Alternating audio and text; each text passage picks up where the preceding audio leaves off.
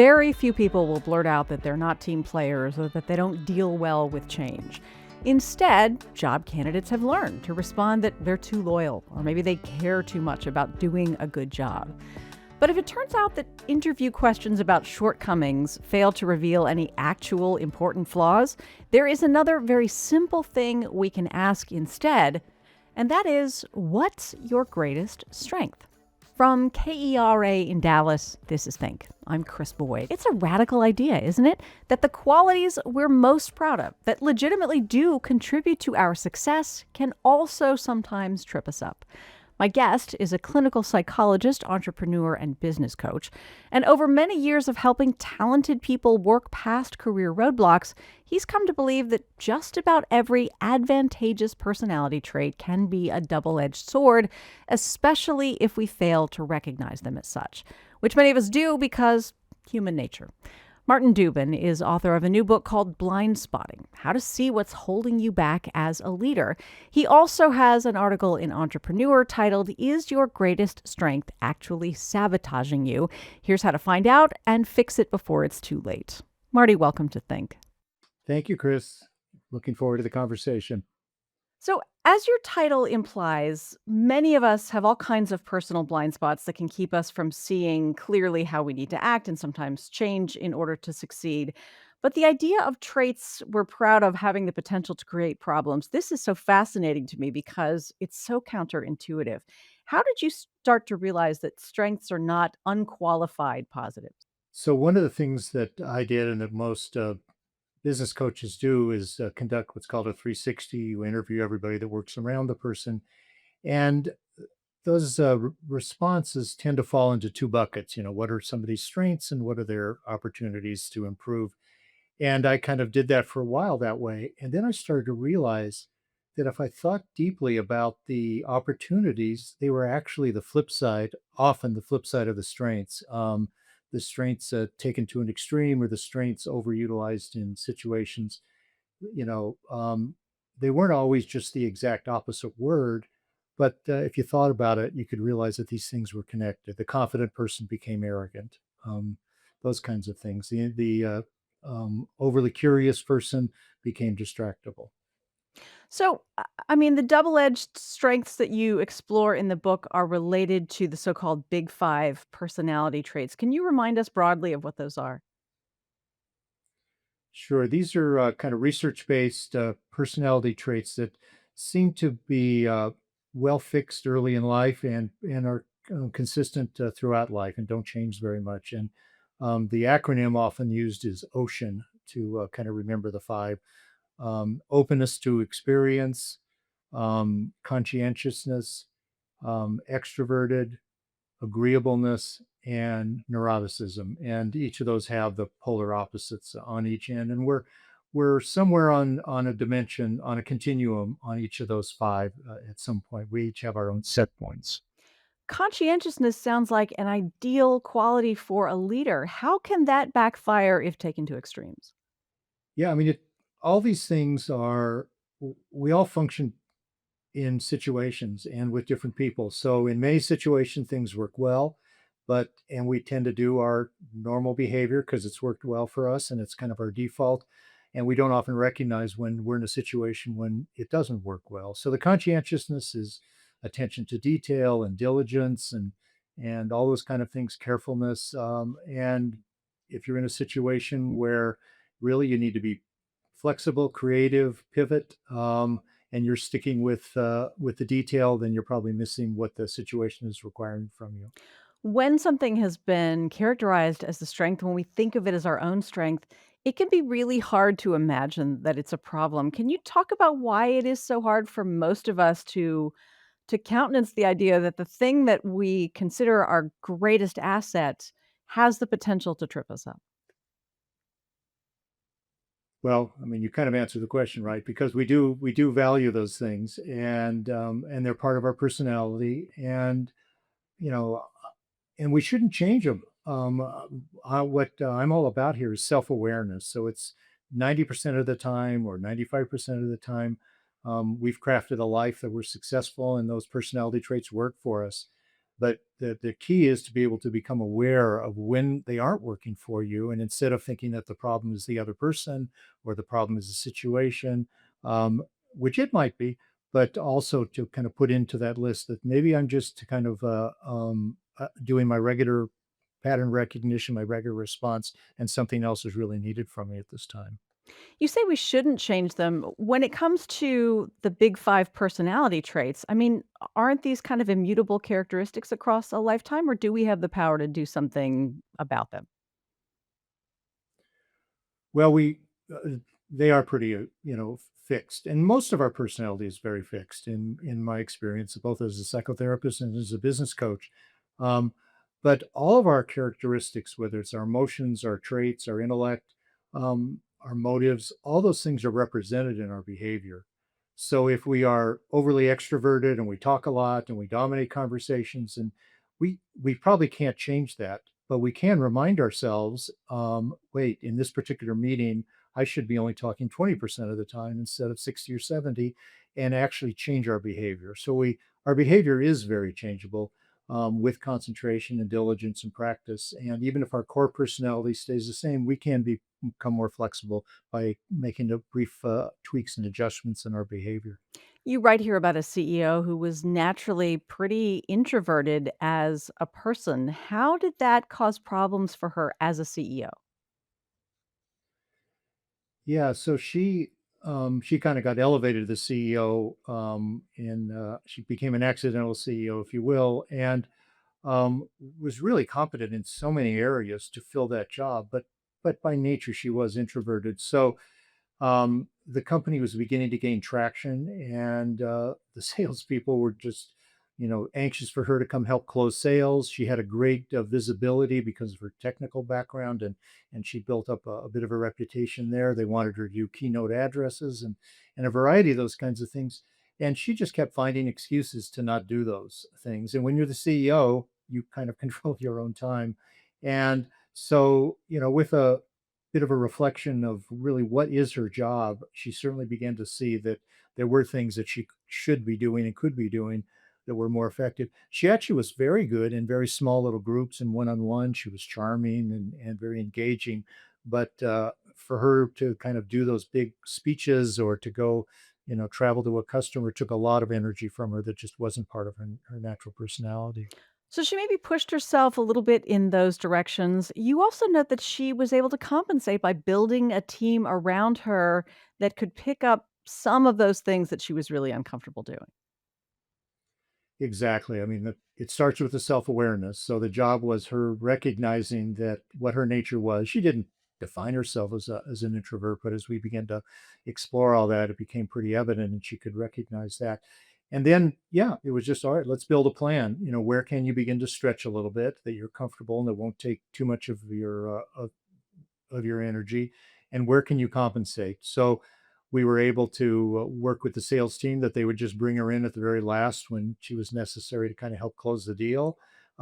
They could schedule her for a couple keynotes, and the team actually, a communications team, the sales team, kind of helped actually brand her as the introverted CEO that was able to rise to the occasion, which was kind of a unique brand that was actually pretty engaging to the audiences, and that didn't require her to be any different than who she was. She could kind of own it and then stretch out from it. And we had the communications team help her with, more speeches and other kinds of things that they could kind of handle for her and get her more prepared.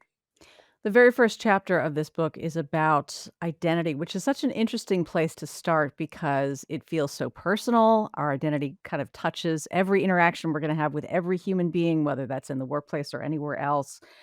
Um, One thing that you say can become a blind spot is when our identity doesn't shift as our career responsibilities do. Talk us through that. Right. So I you see this happen in regular companies, and I saw this happen a lot in the entrepreneurial companies I worked with. Maybe I'll just speak quickly on the entrepreneurial, and then we can also talk about the more traditional companies. The entrepreneurs start a company with an idea. Their identity is to be an innovator. Their identity is to be a risk taker. Their identity is to kind of break the mold, do those kinds of things. They're doing things that haven't been done before. But at some point when their product in the market, there's some traction, now they actually need to build a company. They need to learn about legal and HR and all sorts of things that are not accustomed to. And if those are just have to do things for them and they haven't really shifted their identity change, they're not going to be really devoting the time and the energy to really do that. I mean, the shift there is to go become from an innovator to a business builder. And then as the company grows even more, to become a leader. And at each of those transitions, there should be some sense of loss and grief of giving up that previous identity that you really liked and were attached to, or maybe deciding that, you know what, I don't want to change my identity. The role requires me to do different things, and I really don't want to do those. I want to stay with my previous identity. And so then, it's another decision about what to do then. And this happens in traditional companies when the subject matter expert becomes a supervisor or a manager, and then becomes a manager of managers, and then a leader of managers. And at each of those steps, the role demands are different, and the identity needs to shift to be able to adequately fulfill those role demands. That's so interesting because it suggests that we have some decisions to make when we're offered, say, a big Right. promotion. We've been great at doing something and therefore we're, bumped up to the next level. We won't be doing that actual thing anymore. We'll be supervising the work of other people. Some people may step naturally into this, and some people may never stop thinking themselves as kind of the doer as opposed to the manager. Right. And I've had clients that I've worked with that have tried out that new role and are unhappy and are struggling, even if they kind of do it in a satisfactory way for the company. They realize in their heart and in their gut it isn't fitting. And so then we have a real heart to heart about, what do you really want to do? Maybe you now are going to have to give up this higher salary or this career path that you were on in the company, and what are the other options that might be available to you that might really fit who you are and what will really kind of be more satisfying for you in the role. Are there ways that we can turn that decision into something that doesn't seem like someone is stepping back from a great opportunity? It's really hard to explain sometimes to other people that you don't want to be promoted to the next level, that you love being, in my business, a producer as opposed to, someone at the executive level. But the world sort of looks askance at that, like you didn't cut it as a manager as opposed to you chose not to be a manager. Yeah, and I think, there's some self-reflection to and some trade-offs that you have to make about that, and deciding what's really important to you. I talk also in the book about three core motives, that motive for power, motive for achievement, and the motive for affiliation. And we all fit again on some scale in terms of how important each of those are. And there are a lot of other motives that we have as well. So the kind of reflection that you're talking about ends up usually in thinking, what really does drive me? What really is important to me? Um, and maybe it is an achievement motive, to remain in the current role and just getting better and better at that, rather than a power motive uh, to rise higher in the company. And so then, how can you really enhance and embrace that sense of achievement that's important to you? And maybe maybe you go on a speaking tour, maybe you write a book like I did, or you do other kinds of things that fulfill that achievement motive, that can really make you feel fulfilled. Are the executives who come to work with you a self-selecting bunch? Did they decide and realize that they need help, therefore they're very much open to all this advice that you have? Or do you work with a lot of clients who sort of go kicking and screaming into executive coaching? Yeah, you're right, both. And on the former side, the ones that really want to get better, and they realize that that they don't really know their impact on others all the time. So often the request for those that want to kind of grow in their role is, could you do a 360? Could you interview people around me and find out what my brand is, where my strengths are, what people are frustrated with about me, where people see my career going or not. Um, and be able to then have a really thoughtful conversation about that kind of feedback and see where there are opportunities for them to grow. I've also been brought in by boards or HR leaders, and um, they kicking and screaming may be a little too strong, but it is a sense of, why am I here? And but once they realize that in talking to somebody like me, it's confidential, the details are kept within the room, and pretty soon, after 20 minutes or so, they reach for the Kleenex, and we're off and running to where they can find ways that this can be a growth experience for them. Marty, a few minutes ago, you talked about working with executives and doing a 360, talking to their colleagues, their direct reports about their experiences with these people. You write about a woman you call Elizabeth who very much wanted to be in the top spot at her company. You discovered, having talked to people she worked with, that the identity she'd built for herself, the brand she had built, was that she was the greatest, most loyal number two, and that that was her ideal role. How did you work with her on this? Yeah, so that it had been the ideal role and it had fit her. She had wanted that, but her own sense of where she wanted to go in her career had changed, and she was wanting that top spot. And I had worked with the company about picking a president of a division, and she wasn't. And I'd interviewed her as part of that about the people who were in competition for that role, and she wasn't even considered. And that was her question: was why wasn't I even considered for that? And as she started to describe herself, as a psychologist, I learned you listen very carefully to the first thing people say when they start to talk about themselves, because they really are telling you who they are and how they see themselves. And she described herself as the invisible glue that kind of kept things together, that she could see things before they really happened and go and fix them. And her boss would never even really know it was a problem. So she basically was telling me that she was invisible.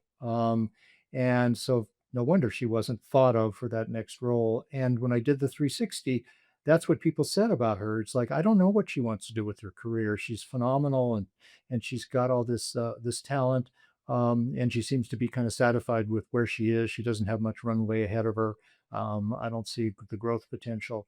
And so that was her brand, the executor, the one who was invisible behind the scenes to get things done. And so what we needed to then do was do a new brand, just like you do with products. And first was, does she have the capability to get into that next role? And she definitely did. And rather than kind of holding those things back, we found ways that she could begin to advertise, if you will, her new brand, that she was in meetings holding back, and then now she could kind of step forward, not in a way that she was trying to kind of grab the spotlight, but just in ways that she could ask questions like, I wonder if we should be doing it this way, when in the past that would have been a quiet conversation she would have had with her boss.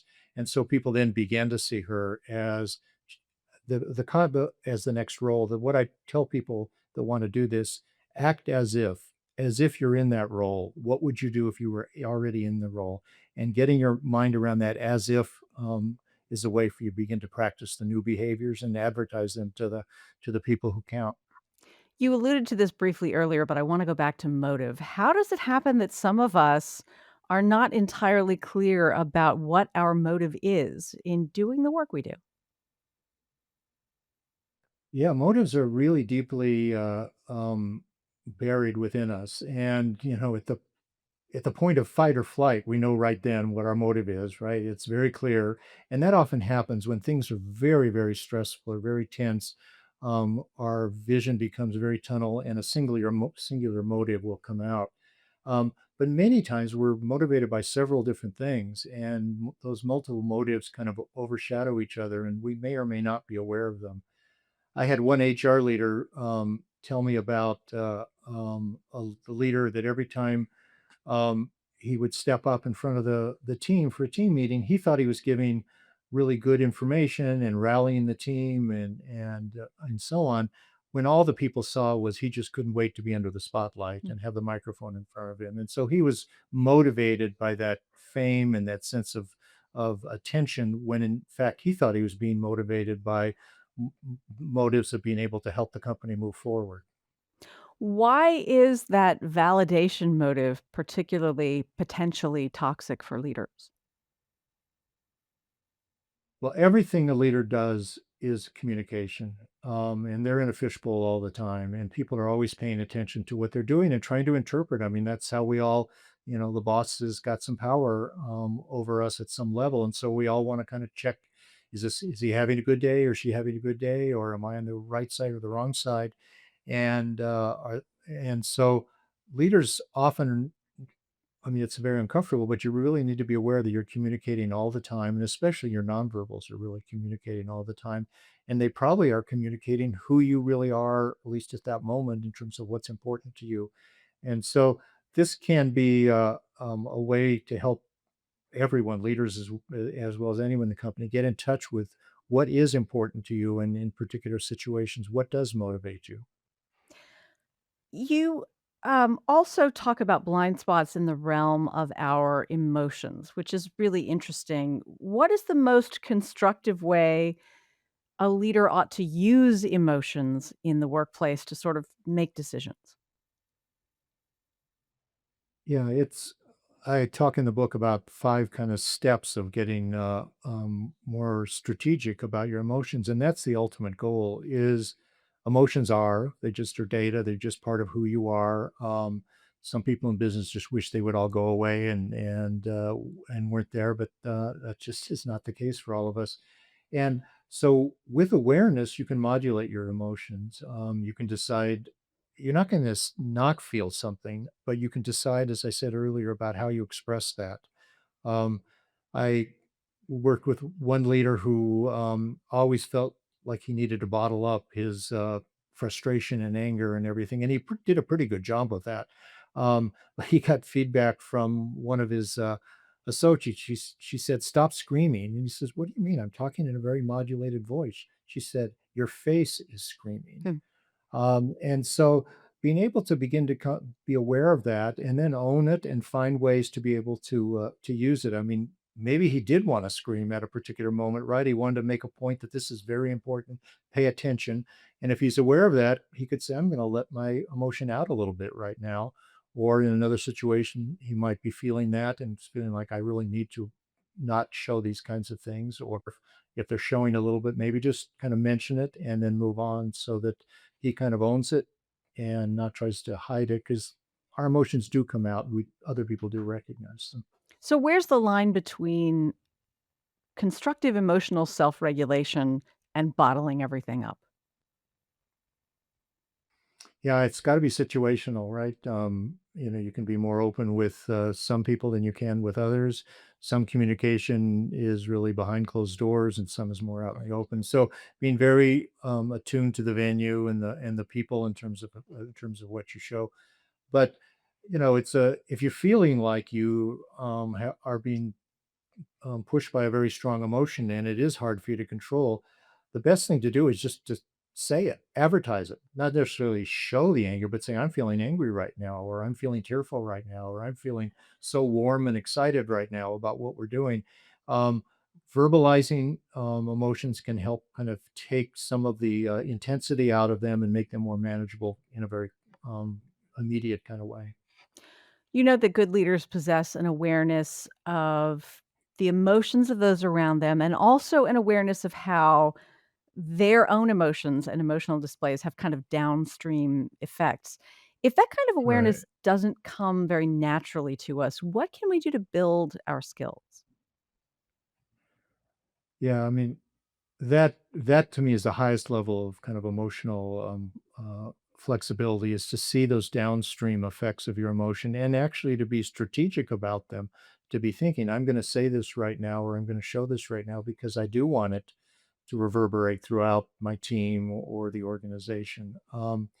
And maybe the place to get, I hadn't really thought about this until you just asked, but maybe the place to do that is with a coach where you can begin, or with a close confidant, where you can begin to kind of talk all that out and get very clear about what you're feeling, how you want to display it.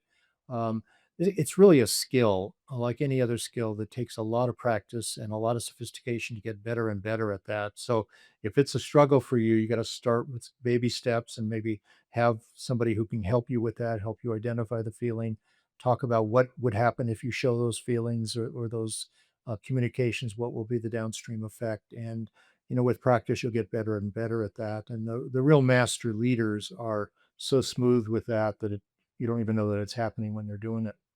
Does this get harder for some leaders as they gain power? I've read research that says that people are more likely to struggle with empathy, or maybe not struggle at all, just not display empathy as they have more power and more kind of respect accorded to them, they become the most important person in the room. As a psychologist, I really work on one person at a time, so I'm not sure if that, holds in a general sense, but I certainly have seen people that have that kind of problem, and it can come from a variety of different ways. I saw one leader that just felt the awesomeness of the responsibility on his shoulders, and he, when he got promoted to CEO, and I met with him shortly after, and he had these floor to ceiling windows. He said, Marty, the first time I walked in the office, the impulse was to me, don't jump out the window. Mm. And just feeling that intensity was causing him to really restrain some of his natural instincts, the things that had gotten him so far. So it wasn't about, oh, I finally made the corner office and aren't I wonderful? And everybody should bow down to me. For him, it was a sense of humility of the role and humbleness and awesomeness about the responsibility that he was probably over indexing on, and he still had a great team around him and he still was a great leader of teams. And so for him it was to get comfortable in the in the position and how to assert power in ways that he felt was genuine for himself. How do emotions figure into company cultures? I'm thinking about certain companies where there's a lot of rah rah action going on. There are other companies where everything is very intense and focused. How Yeah. much of that comes down from the highest levels of management, and how much of it bubbles up from the workforce? Well, in entrepreneurial companies that don't have a lot of history, it all comes from the top. It is the personality of the top leader and top team that really sets the culture right from the beginning. In traditional companies that have been built over many decades and decades, some of that gets dissipated from the top.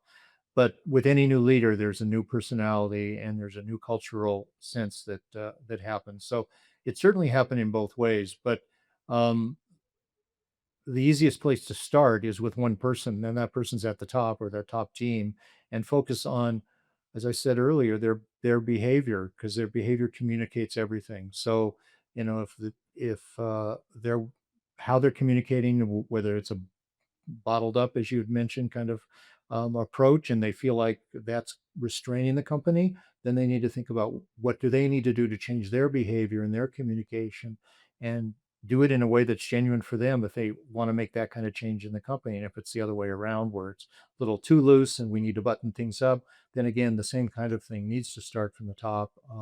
And really, it has to be this is not something that changes quickly. This is over, probably a year that you can begin to kind of think about all these graduated strategic steps to change the culture.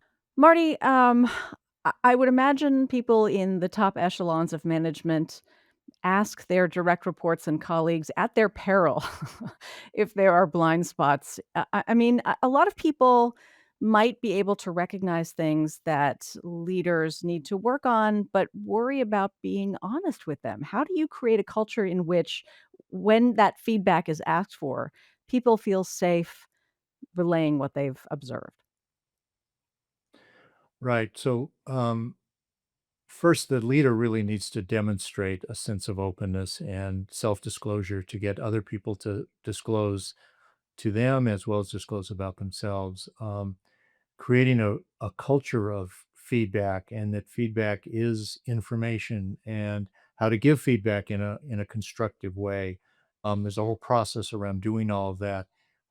So it starts as a cultural message, not just a one-off of a single kind of situation.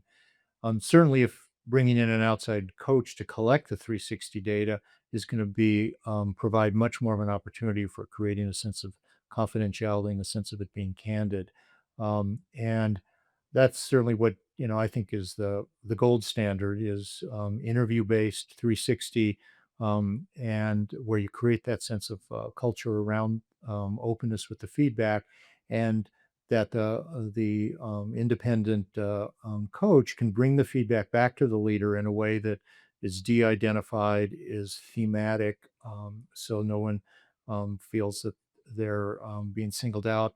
Most leaders that I worked with say, "Oh, I know who said that," and maybe they're right about 60% of the time, quite frankly. But I help them move beyond. That's not what this is about. And if that's the reason they're doing the feedback, then it's going to not be productive at all. But it's really to learn from this feedback and to make adjustments. And And I always tell leaders the first thing you do after you receive feedback is certainly go thank everybody for being spending the time and the energy and thinking about it. The second thing you do is you go back and you say, there's some things there that I learned and I really need to think about them and incorporate what kind of changes I want to make.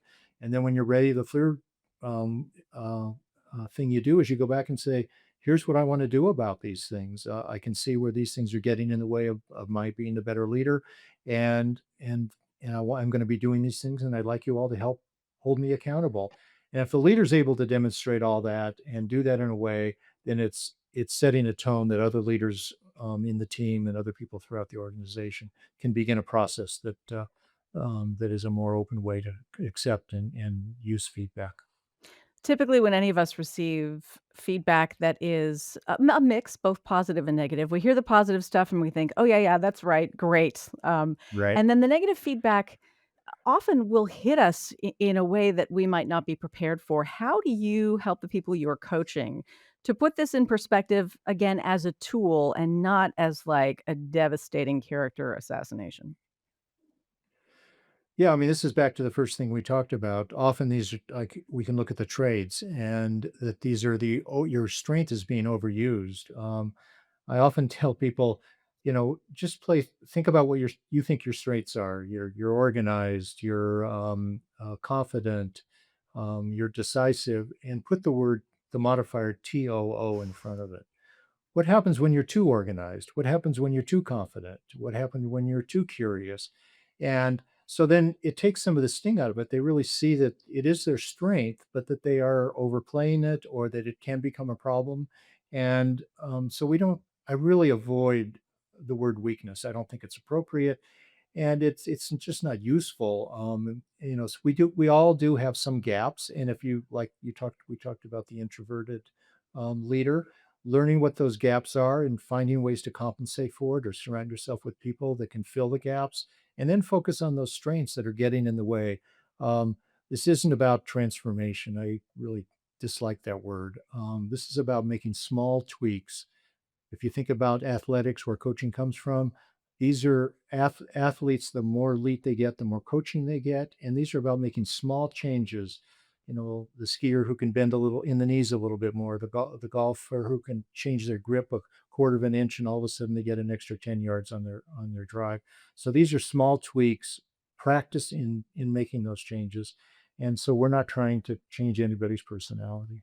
Marty, your chapter on intellectual blind spots, I think, might surprise people. We generally assume the smarter the manager, the leader, the CEO, the better. But you note that smart can mean very different things. So talk about that. Yeah, as a psychologist, my field is probably as responsible as anybody for over fetishizing IQ, and that's what goes. We're focused on that in school in terms of achievement and good grades, and that is certainly one part of intelligence. I call that horsepower. But if we think back, going to our 20 or 30-year high school reunion, and you see the kid that just did average in school, is super successful in life, and you wonder, like, really, what does make for success, and how important is intelligence or IQ? And so I think about four kinds of intelligence. This is what I've observed in working with leaders. So there is that horsepower IQ. Um, then there are people that are just very fast on their feet. Processing speed is what I call that. They're very smart in terms of analyzing data, but they're able to make decisions quickly, see what's important, and articulate it and move on. um, and then the third area I think about is creativity. Sometimes these are the people on the team that are making comments that everybody is like, Are you talking about? That has nothing to do with where's the relevance in what we're talking about." But yet that person is picking up on some connections that other people don't even see. They're thinking out of the box. Why does there even have to be a box in the first place? And so if a leader recognizes they have somebody like that on the team, they can stop and say, "Help, please explain, what are you seeing here?" rather than seeing it as a distraction. And then the fourth intelligence, I call street smarts. These are people kind of head on a swivel. They are noticing everything that's going on around them. There's a part of emotional quotient, EQ, in this, and just data gathering and very quickly being able to look at and recognize patterns. And very few of us are high in all of those. And I think as a leader and as a builder of a team, you want to have team members that represent all four of those types of intelligence to really make the best decisions overall. So I think the goal here is to kind of recognize where you fit on those different dimensions, and then look for people that are different than you that maybe have other strengths, and together you're going to be able to come up with the best decisions and the best judgments.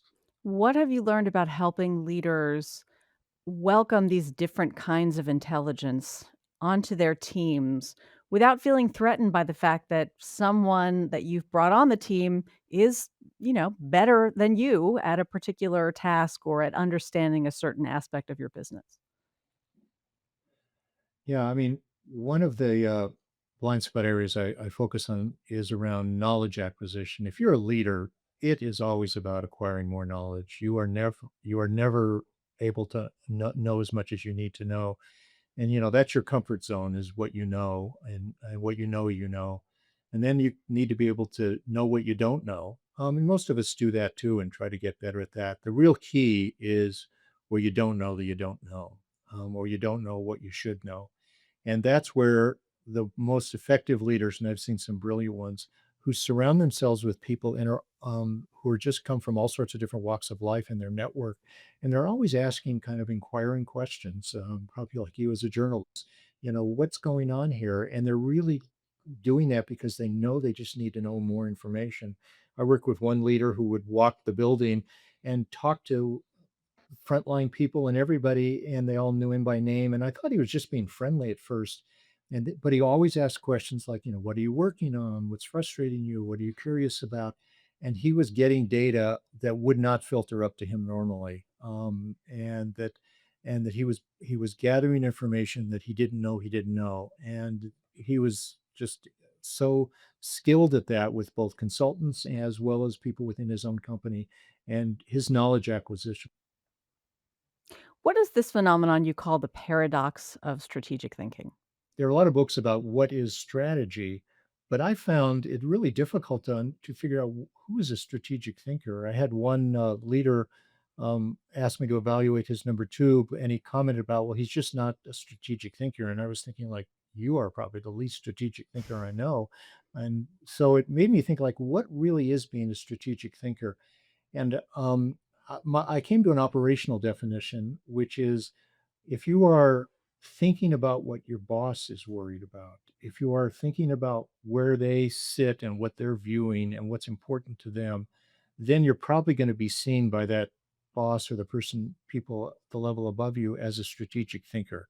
And that strategic thinking is asking why and what questions, not how and when and where questions. So it's, why is this happening? Why isn't this happening? What are we doing? Why are we doing that? Why aren't we doing that? And toggling back and forth between those why and what questions, and really getting curious about that, not moving to execution, not moving to the, as I said, the when and the how and the where, and being able to become a thought partner with the level of people above you is a way that you begin to demonstrate that you have strategic thinking. Are there good ways for leaders to recognize that if they're following someone else in the same position because that person has retired, moved on for whatever reason, there will be things that the new leader does that the old leader didn't, and vice versa, some of which will work really well for people who work in that company, some of which won't. And underlings in that company are going to be adjusting at the same time the new leader is adjusting to this role. Yeah, I think there's a couple steps in what you just mentioned. Every role has requirements of the role, and they're usually a very small set. I talk in the book about what only the CEO can do, and I list 5 things that only that role can do. Um, and you need to be doing those 5 things, and then you can add a whole bunch of other things after that. And that's true of any role. So it's being very clear that only somebody you can, there are only the people you can make certain decisions. Only certain people will talk to you in your particular role.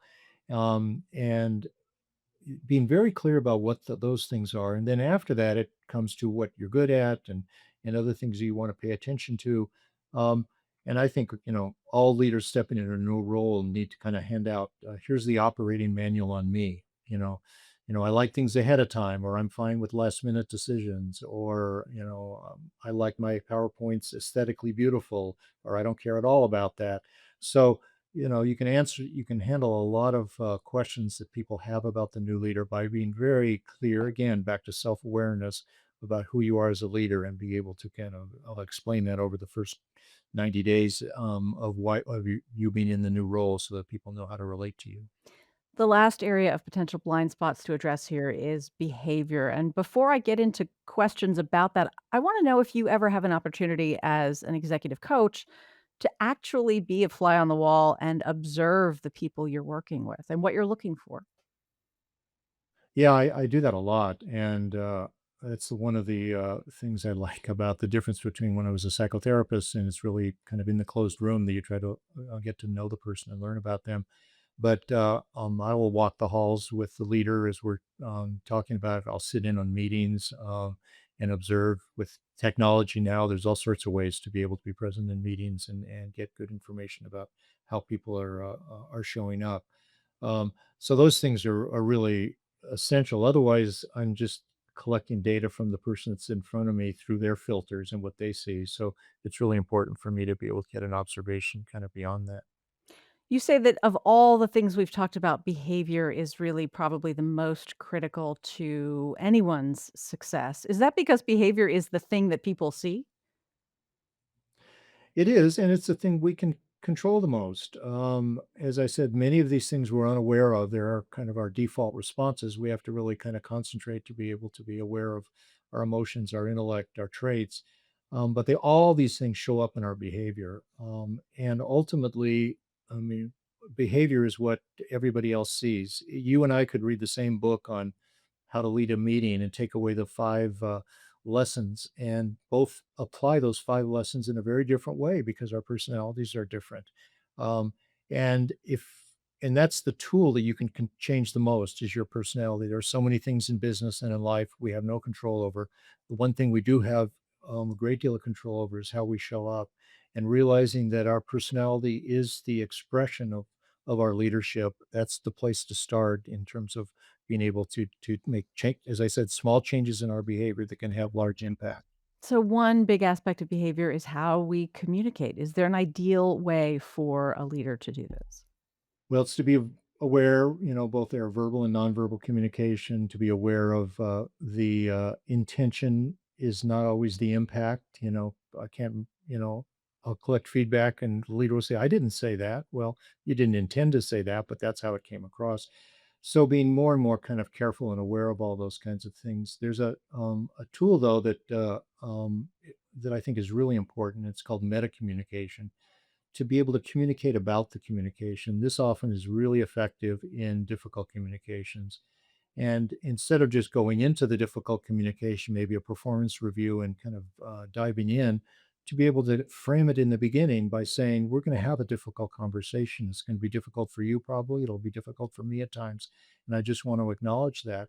And then maybe when it gets difficult, and you feel like it could go in the wrong direction, you again rise to that meta level, that about communication, and comment about what's going on and say, it looks like we're really, at loggerheads right now, and we're both kind of struggling. And I want to see if we can just take a breather from that and think about how we can look at things differently. So any way that you can use that meta communication is a very effective way with especially difficult conversations. Marty, how common is it for the executives you work with to carry their executive personality through to their personal life? Or are people quite different when they're home with their spouses, their families, their neighbors? I mean, I think we are who we are, and our personality does carry no matter kind of where we go. But you know, there are. So I would think that a domineering leader is going to be domineering at home.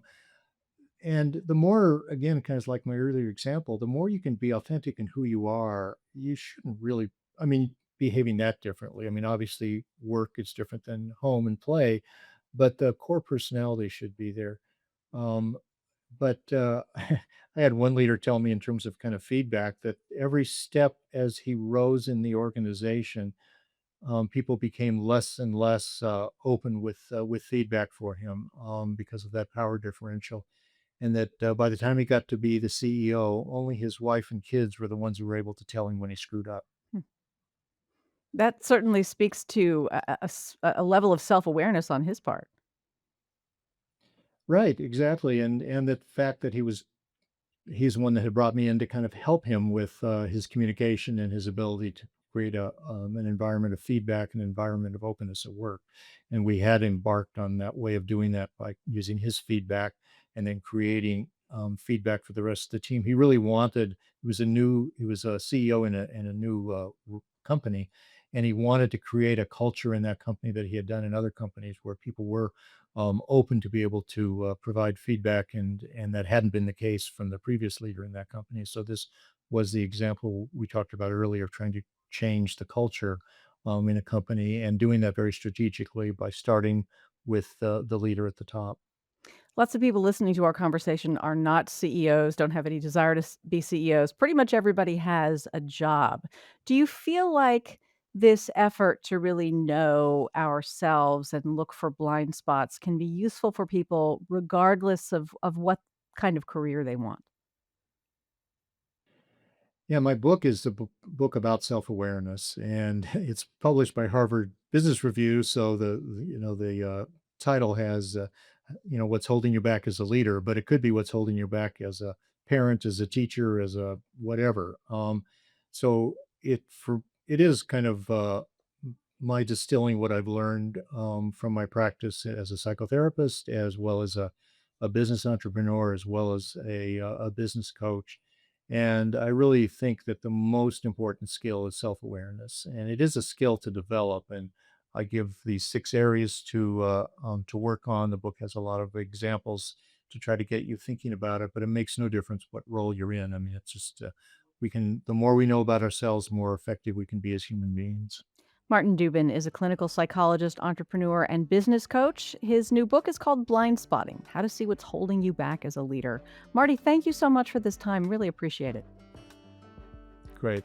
Really enjoyed the conversation. Thank you.